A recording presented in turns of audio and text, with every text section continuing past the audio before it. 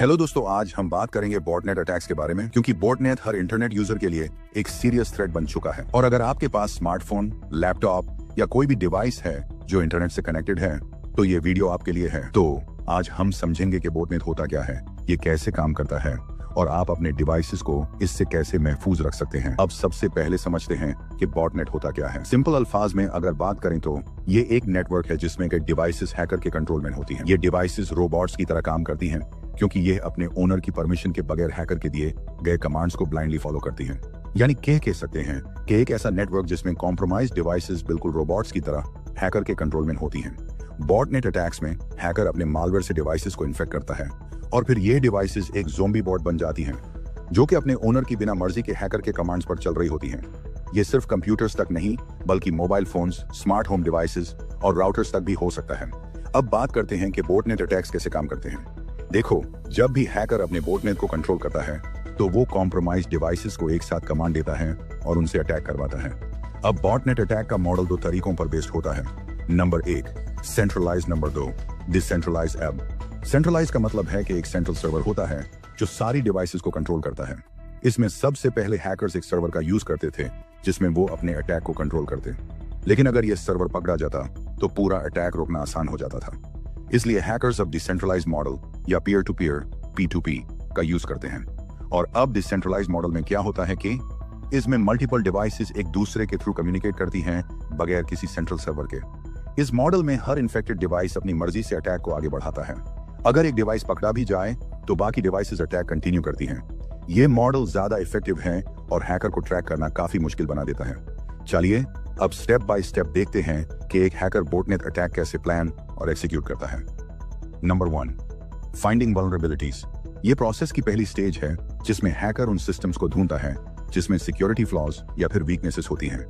मान लेते हैं कि एक चोर हैकर एक गाली का चक्कर लगा रहा है और देख रहा है कि किस घर के ताले कमजोर हैं या कहां लोग दरवाजा खुला छोड़ देते हैं। इसी तरह हैकर उन डिवाइसेस को टारगेट करता है जो सिक्योर नहीं है। जैसे अगर आपका वाईफाई का पासवर्ड 123456 हो तो वो इजीली हैक हो सकता है, या फिर अगर आपके कंप्यूटर का सॉफ्टवेयर पुराना हो जिसमें नए सिक्योरिटी अपडेट्स ना आए हो तो तब भी आपका सिस्टम इजीली हैक हो सकता है। मतलब कि हैकर ये लूपहोल्स ढूंढता है ताकि वो उन्हें ब्रीच करके सिस्टम के अंदर घुस सके। नंबर 2 इन्फेक्टिंग डिवाइसेस को इन्फेक्ट करना। इस स्टेज में हैकर मालवेयर इंजेक्ट करता है ताकि सिस्टम को अपने कंट्रोल में ले सके। जैसे कि अब चोर ने डिसाइड कर लिया कि उसे कौन से घर में घुसना है, लेकिन वो डायरेक्टली नहीं घुसता बल्कि कुछ ट्रिक्स का यूज करता है, जैसे कि फिशिंग ईमेल्स या फिर फेक एप्स एक्सेट्रा।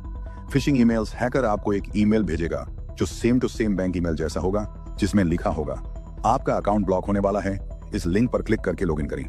अब जैसे ही आप लिंक पे क्लिक करते हैं तो आपके कंप्यूटर में मालवेयर आ जाता है। फेक एप्स भी कुछ ऐसे ही काम करती हैं। इसमें क्या होता है, आप एक ऐप डाउनलोड करते हैं जो दिखने में बैटरी सेवर ऐप लगती है, लेकिन असल में वो हैकर का मालवेयर होता है।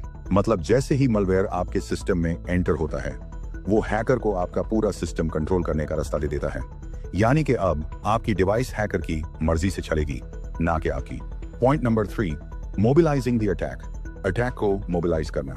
इस स्टेज में हैकर मल्टीपल इन्फेक्टेड डिवाइसेस को, जो कि अब बॉट्स बन चुकी हैं, एक नेटवर्क में कनेक्ट करता है और इस नेटवर्क को बॉटनेट कहते हैं। अब सोचो कि चोर ने सिर्फ एक घर नहीं बल्कि पूरी गली के घरों को अपना टारगेट बना लिया है। अब वो हर एक घर को अपनी टीम की तरह ऑर्गेनाइज करता है ताकि सब मिलकर एक बड़ा काम कर सके। बिल्कुल इसी तरह हैकर अपनी बॉटनेट बनाता है जो हैक्ड डिवाइसेस का एक नेटवर्क होता है। फिर हैकर डिसाइड करता है कि अब क्या करना है। जैसे एक कंपनी की वेबसाइट डाउन करनी है तो वो सब बोट्स को एक साथ कमांड देगा कि वेबसाइट पर एक ही वक्त बहुत सारी रिक्वेस्ट भेजो। ये DDoS अटैक होता है।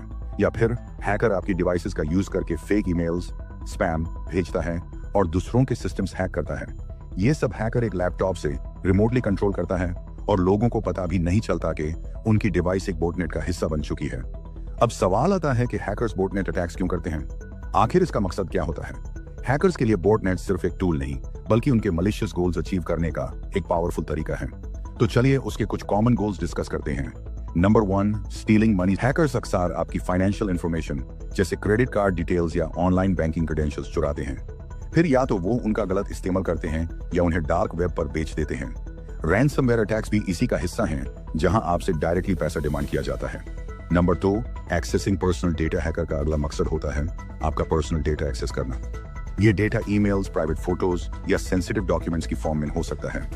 फिर इस डेटा को या तो ब्लैकमेल करने के लिए यूज किया जाता है या फिर मार्केट में बेचकर पैसा बनाया जाता है। Number 3, damaging competitors. सोचो, एक बिजनेस अपने कंपेटिटर से आगे निकालने के लिए क्या कुछ नहीं करता।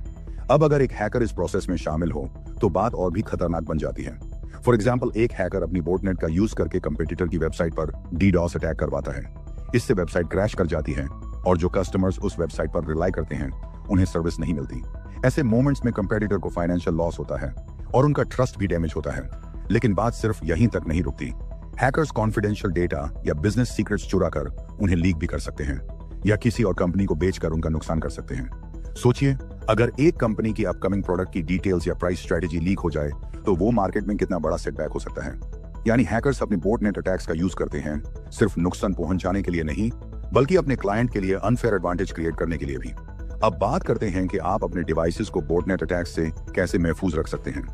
आज के डिजिटल टाइम में हर कोई ऑनलाइन है और हैकर्स भी, इसलिए अपने डिवाइसेस की सिक्योरिटी इंश्योर करना अब सबके लिए जरूरी बन चुका है। लेकिन टेंशन की बात नहीं, कुछ सिंपल और इफेक्टिव टिप्स को ध्यान में रखकर आप अपने आप को सिक्योर कर सकते हैं। Number 1, keep your system updated.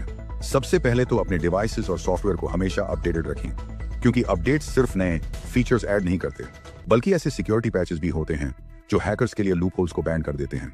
सोचो, अगर आपका सिस्टम आउटडेटेड है यानी अपडेट नहीं है, तो यह एक खुली दावत है हैकर्स के लिए। बस इसलिए एक ऑटो अपडेट का ऑप्शन इनेबल करके आप अपने आप को एक बहुत बड़े थ्रेट से बचा सकते हैं। Number 2, use multi factor authentication. MFA एक ऐसी चीज है जो आपके अकाउंट्स की सिक्योरिटी को नेक्स्ट लेवल तक ले जाता है। यह आपके सेट किए हुए पासवर्ड के अलावा एक और ऑथेंटिकेशन स्टेप होता है, जैसे कि OTP या फिंगरप्रिंट, जो हैकर्स के लिए आपकी आईडी तक पहुंचना मुश्किल बना देता है। सोचो, अगर एक हैकर ने आपका पासवर्ड गेस कर भी लिया है, लेकिन अगर आपने MFA ऑन की हुई है तो बिना OTP के वो कुछ नहीं कर सकता।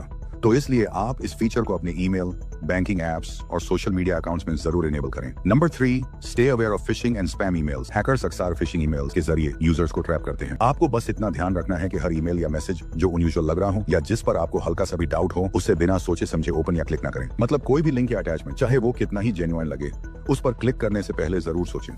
और इसी के साथ अपने फैमिली मेंबर्स और फ्रेंड्स को भी एजुकेट करें ताकि वो भी ऐसे स्कैम से बच सकें। Number 4, monitor your network activity. आप एक simple network security tool install करके देख सकते हैं कि आपके डिवाइसेस का ट्रैफिक कहां जा रहा है। अगर कोई अनयूजुअल एक्टिविटी नोटिस करें, जैसे अननोन IPs या एक्सेसिव डेटा यूसेज, तो फौरन एक्शन लें। Number 5, adopt zero trust security. Zero trust एक ऐसे सिक्योरिटी मॉडल का नाम है जो ये अस्यूम करता है कि किसी भी यूजर या डिवाइस को बिना वेरीफाई किए ट्रस्ट नहीं करना चाहिए, even if they are inside your network. मतलब हर यूजर और डिवाइस को हर बार वेरीफाई किया जाता है, चाहे वो आपका खुद का ही क्यों ना हो। इससे हैकर्स के लिए आपके सिस्टम को कॉम्प्रोमाइज करना तकरीबन नामुमकिन हो जाता है। आखिर में ये याद रखें कि बोटनेट अटैक्स का रिस्क कभी जीरो नहीं हो सकता, लेकिन इन बेसिक स्टेप्स को फॉलो करके आप इस रिस्क को बहुत हद तक रिड्यूस कर सकते हैं।